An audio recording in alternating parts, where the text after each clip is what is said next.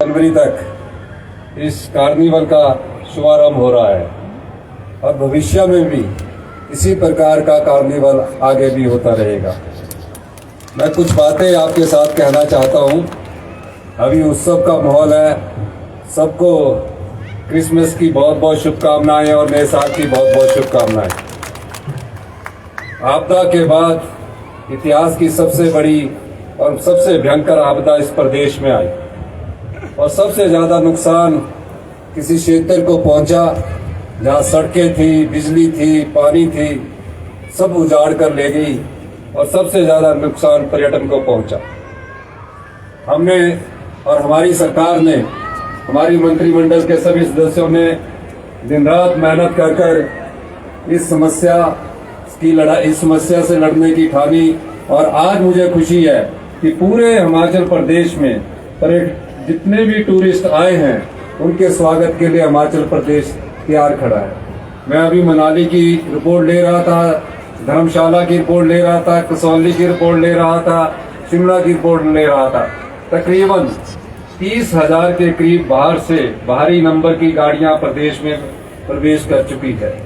इसका मतलब है कि हमने जो कार्य किया है और पर्यटकों को ये विश्वास हो गया है कि इतिहास की सबसे बड़ी आपदा के बाद हिमाचल प्रदेश का पर्यटन उद्योग फिर से खड़ा हुआ है। इसके लिए मैं हिमाचल के सभी कर्मचारियों को, सभी अधिकारियों को, सभी नेताओं को शुभकामनाएं देना चाहता हूं। आप जानते हैं आपदा ने हिमाचल प्रदेश को बहुत नुकसान पहुंचाया, लेकिन हमारी सरकार आर्थिक तंगी के बावजूद फिर भी उससे उभरने का प्रयास कर रही है। इस दिशा में हम दिन प्रतिदिन नए नए प्रयोग कर रहे हैं। इसी सिलसिले में ये भी एक विंटर कार्निवल भी पर्यटकों को आकर्षित करने के लिए इस प्रकार का आयोजन किया गया है।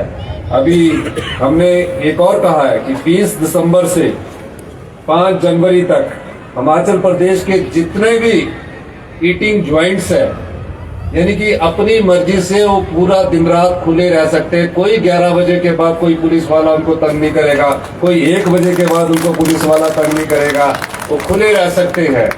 क्योंकि पर्यटक जब यहाँ आता है वो हमारा अतिथि है, उसका हाव भाव करना हमारा फर्ज बनता है।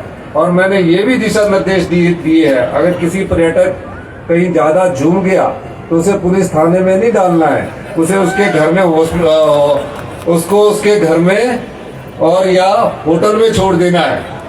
तो इन सब चीजों से कहीं बेचारा वो घूमने आया और एंजॉय कर रहा हो, मैरी क्रिसमस के एंजॉय में और नए साल के एंजॉय में, कहीं बेचारा ज्यादा कुछ झूम गया और पुलिस वालों से हवालात की सेवा करवा देंगे तो अच्छा नहीं लगेगा।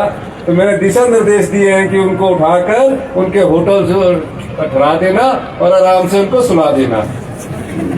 तो ये इसलिए है क्योंकि पर्यटकों के माध्यम से ही हमें राजस्व मिलता है और हमारा राजस्व, जो हमारी सरकार का राजस्व है, उसमें पर्यटन क्षेत्र का बहुत बड़ा हाथ है। अगर हम इस पर्यटन क्षेत्र में पर्यटकों का अतिथि की तरह स्वागत नहीं करेंगे तो आने वाले समय में इतने होटल है हमारे वो खाली होंगे, इतने होम स्टे हैं जो खाली होंगे। इस दिशा से हम इसमें पर्यटन को बढ़ावा देने के लिए कार्य कर रहे हैं। और इस बार हमने पर्यटन का जो बजट पहले 5 करोड़ होता था, फिर पिछली सरकार ने 50 करोड़ बढ़ाया, हमने इस बार इस बजट को 3,000 करोड़ रुपए बनाया। नए पर्यटन क्षेत्रों के विकास के लिए हमारी सरकार कटिबद्ध है। आप और नाटी के बीच में मैं ज्यादा समय ना लेता हूँ, यही कहूंगा कि हिमाचल की जनता ने आपदा के समय जो योगदान राहत कोष में दिया है, प्यारे बच्चों ने जो योगदान राहत कोष में दिया है, छोटी छोटी गुल तोड़ने के बाद उन्होंने अपना योगदान आपदा राहत कोष में दिया है। मुझे इस बात की खुशी है कि आपके बच्चों के राहत कोष में जो दान करने के बाद पर्यटन भी खुलकर हिमाचल प्रदेश में आ रहे हैं। इसके लिए मैं बाहर से आए सभी पर्यटकों का भी बहुत बहुत धन्यवाद करना चाहता हूं कि आपके सहयोग से, आपके आशीर्वाद से हम लोग आपके स्वागत के लिए हमेशा तैयार है। आपका बहुत बहुत धन्यवाद। जय हिंद, जय भारत।